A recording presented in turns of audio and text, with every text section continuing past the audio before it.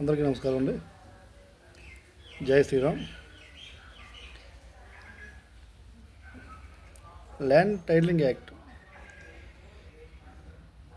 ఈ యాక్ట్ వల్లే గత ప్రభుత్వం కూలిపోయింది.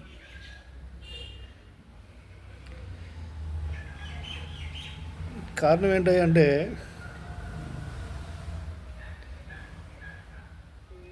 ఈ యాక్ట్లో స్టాంప్స్ అండ్ రిజిస్ట్రేషన్ డిపార్ట్మెంటే బాగా కరప్షన్ బాగా పెరిగిపోయిందండి ఈ యాక్ట్ వల్ల. చిన్న ఉదాహరణ చెప్తారు. మీరు ఒక ఆస్తిని కొనాలనుకుంటే ఆ ఆస్తికి ఎన్ని వేలు ఎక్కడైనా స్టేట్లో ఎక్కడైనా రిజిస్ట్రేషన్ పెట్టుకోవచ్చు అని చెప్పి దాని యొక్క సారాంశం. ఎక్కడైనా రిజిస్ట్రేషన్ పెట్టుకోవచ్చు, ఆ కన్సర్న్ సబ్ రిజిస్టర్ ఆఫీస్కి ఇక మీరు పెట్టుకున్న చోట నుంచి ఆ రిజిస్ట్రేషన్ ఆఫీస్కి వెళ్తుంది. అతను కామెంట్ పెట్టినా చేసేయచ్చు. అంటే చేసే అధికారం మీరు ఎక్కడైతే రిజిస్ట్రేషన్ పెడతారో ఆ సబ్ రిజిస్టర్కి చేసే అధికారం ఉంది. ఈ ల్యాండ్ టైటిలింగ్ యాక్ట్ పెట్టిన తర్వాత ఎటువంటి ఫ్రాడ్ రిజిస్ట్రేషన్లు చాలా జరిగినాయండి. చాలా అంటే చాలా. ఒక్క మొగల్తూరు సబ్ రిజిస్టర్ ఆఫీస్ పరిధిలోనే 470 డాక్యుమెంట్లు ఎటువంటి పాస్బుక్ లేకుండా అరంగం లేకుండా జరిగినాయంటే నాకు తెలిసి 470 మాత్రమే, ఇంకా చాలా ఉన్నాయి. ఓన్లీ ఈ యాక్ట్ వల్లే. ఓన్లీ ఎనీవే డాక్యుమెంట్ పెడతాం, అది అప్రూవల్ ఇచ్చినా ఇవ్వకపోయినా కామెంట్ పెడితే చేసేయటం. ఒకసారి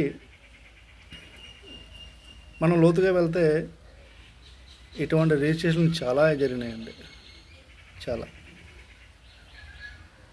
దయచేసి చంద్రబాబు నాయుడు గారు అధికారంలో రాగానే ల్యాండ్ టైటిలింగ్ యాక్ట్ రద్దు చేశారు. చేసినప్పటికీ ఎనీవేర్ ఆప్షన్ అనేది అది కూడా రద్దు చేస్తే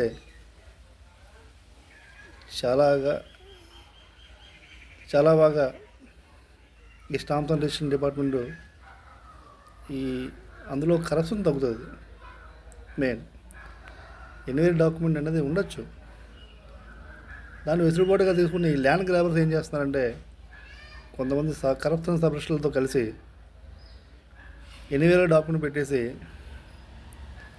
కన్సర్న్ సబ్ రిజిస్టర్ ఆఫీస్కి వచ్చి డబ్బులు పడేసి ఏ పేపర్ లేకపోయినా సరే అప్రూవల్ కొట్టించేసుకుంటున్నారు.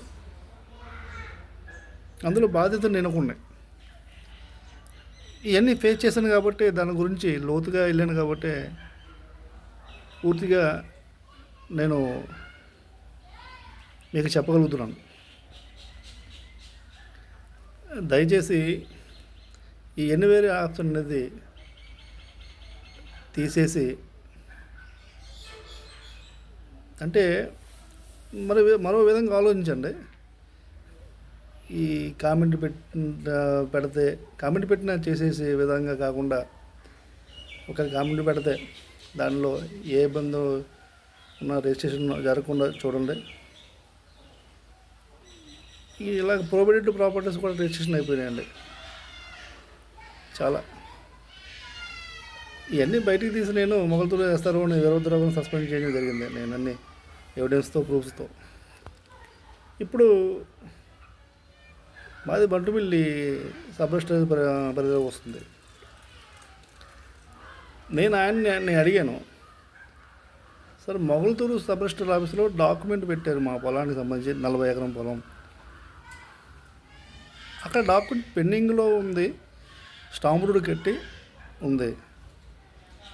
మీరు ఆ డాక్యుమెంట్ రిజెక్ట్ చేస్తారా, అప్రూవల్ ఇచ్చారా, కామెంట్ పెట్టారా అనేది మీకే తెలుస్తుంది. మీ Bantupalli sub register concern sub register మీదే కాబట్టి మీకు తెలుస్తుంది. మీరు ఆ డేటా కొంచెం చెప్పండి అంటే మాకు రావట్లేదని బదిలిస్తున్నారు, ఓపెన్ అవ్వట్లేదని బదిలిస్తున్నారు. నేను ఐజీ గారిని అడిగినా, డిఐజీ గారిని అడిగినా బా మీ మీ సబ్ రిజిస్టర్ ఆఫీస్లోనే ఓపెన్ అవుతుందమ్మా అని ఆయన వదిలిస్తున్నారు. ఐజీ గారి దగ్గర నేను వెళ్ళి కలలేదు నేను ఈ సబ్జెక్ట్ మీద.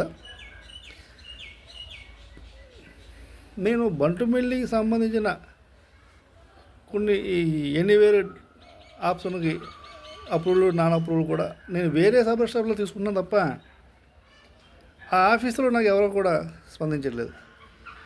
ఒకసారి దీన్ని బట్టి మీరు అర్థం చేసుకున్నారు అక్కడ ఏ విధమైన కరప్షన్ జరుగుతుంది. అక్కడ ఈ ల్యాండ్ గ్రాబర్లకి ఎందుకని సపోర్ట్ చేస్తున్నారు? మాజీ మినిస్టర్ జోగి రమేష్ గారు, అతని అనుచరుడు శ్రీనివాస్ రెడ్డి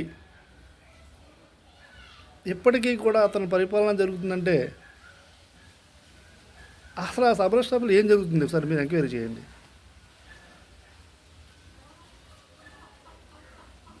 ఎవరు ఈ లాయర్ శేఖరు? అతను వృత్తి ఏంటో ఒకసారి మీరు ఎంక్వైరీ చేయండి.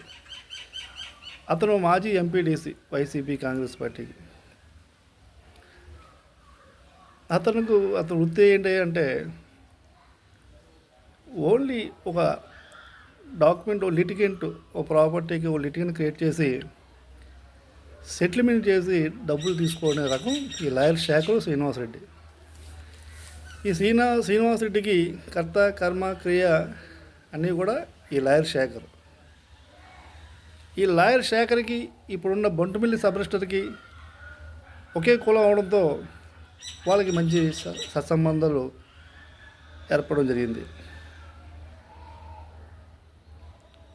ఇటువంటి సబ్ రిజిస్టర్లు, ఇటువంటి ల్యాండ్ గ్రాబర్స్తో ఎక్కడెక్కడో హైదరాబాద్లో ఎక్కడో చూస్తాం, మనం ఎన్నుంటాం, టీవీలో చూస్తాం. గత 6 సంవత్సరాల నుంచి కూడా ఈ పెడన కాన్స్టిట్యున్సీలో, ఈ కృష్ణా జిల్లా పెడన కాన్స్టిట్యున్సీలో జరిగే పరిణామాలన్నీ కూడా ఇవేనండి. ఎమ్మెల్యే గారికి కూడా నేను తెలియపరిచాను, సరే ఇక్కడ ఇలా జరుగుతుంది, ఇదే పరిస్థితి అని. ఈ శ్రీనివాసరెడ్డి అనే వ్యక్తికి, ఈ శేఖర్కి ఎమ్మెల్యే గారు పక్కన ఉండే ఒక వ్యక్తి, ఆయనకి ఎమ్మెల్యే గారికి తెలియకుండా, కాగిత కృష్ణప్రసాద్ గారికి తెలియకుండా మా పొలాలని రిజిస్ట్రేషన్ చేసేయమని చెప్పి ఒత్తిడి తెస్తున్నట్టు మాకు అందిన సమాచారం. నేను ఎమ్మెల్యే గారి దృష్టిలో పెట్టడం జరుగుతుంది.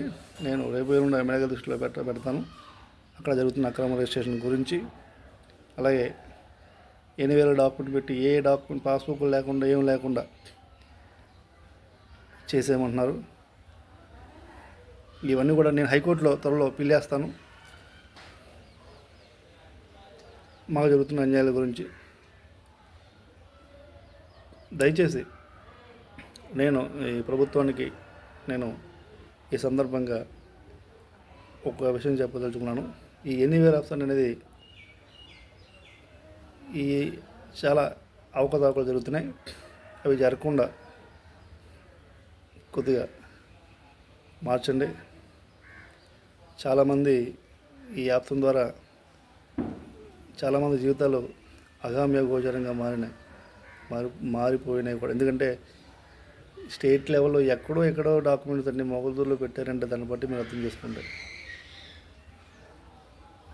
ఎక్కడ కడపండి చెప్పండి, ఎక్కడ కడప డాక్యుమెంట్, ఎక్కడ వైజాగ్ డాక్యుమెంట్, మొగల్తూరులోనే వస్తాయని మీరు అర్థం చేసుకోండి. అంటే కరప్షన్ సబ్ రిజిస్టర్ ఆఫీస్ ఎవరు ఉన్నారా అని చూసుకుంటాం, అక్కడికి వచ్చి రిజిస్ట్రేషన్ చేసుకోవడం. మన స్టేట్లో ఇక్కడ ఎక్కువగా కరప్షన్ జరిగే రిజిస్ట్రేషన్ ఆఫీసులు ఏంటాయి అంటే ఫస్ట్ మొగల్తూరు, సెకండ్ ఉండి, థర్డ్ విస్తన్నపేట కొనికినేని శ్రీనివాస్ అనే సబ్ రిజిస్టర్. ఈ 3 పేర్లు బాగా ఎక్కువ వినపడుతున్నాయి. వీళ్ళ ముగ్గురికి మీరు తాజ్మహల్ నాది అని ఒక కాగితం రాయించుకుని వస్తే రిజిస్ట్రేషన్ చేయించుకుంటే 1 లక్ష 2 లక్షలు చేతిలో పెడితే చేసేదే రకాలు. అంతేగాని దానికి లింక్ ఏంటి, దానికి పూర్వపరాలు ఏంటి, లింక్ డాక్యుమెంట్ చూడటం, అడంగలు చూడటం, వీళ్ళకి ఏమి చేతరావు, ఏం తెలియదు. తెలిసినా వాళ్ళకి నథింగ్. ఇందులో ఒక వికెట్ మొగల్తూరు సబ్ రిజిస్టర్ నేను అన్ని ఆధారాలతో నేను బయటపెట్టి ఐజీ గారి దృష్టిలో పెట్టి డైరెక్ట్ సీఎం గారి దృష్టిలో పెట్టి సస్పెండ్ చేయించడం జరిగింది. ఆల్రెడీ అతనిపై హైకోర్టులో నేను పెళ్లి చేయడం కూడా జరిగింది. నెక్స్ట్ ఉన్నది ఉండి sub register office, next Konakeni Srinivas Vissannapeta. వీళ్ళిద్దరూ ఈ 2 రిజిస్ట్రేషన్ ఆఫీసులో డాక్యుమెంట్స్ పెట్టారు. ఎవరో ఈ లాయర్ శేఖర్ అనే వ్యక్తిను, నెక్స్ట్ ఈ శ్రీనివాస్ రెడ్డి అనే గ్రాబరు. దయచేసి నేను బంటుమిల్లి సబ్ రిజిస్టర్ వారికి మీరు పొరపాటున కూడా ఏ అప్రూవల్ ఇచ్చినా సరే, చూడకుండా అప్రూవల్ ఇచ్చినా సరే, మీరు చట్టపరమైన చర్యలకు బాధ్యతలు చట్టపరమైన శిక్షలకు మీరు గురవుతారు. మొగల్తూరు సబ్ రిజిస్టర్కి జరిగిన అవమానం మీకు జరుగుతుంది. మీరు అన్నీ కూడా జాగ్రత్తగా చూసి చేయండి. నాలాంటి బాధితులు చాలామంది ఉన్నారు. దయచేసి మీరు అర్థం చేసుకోండి.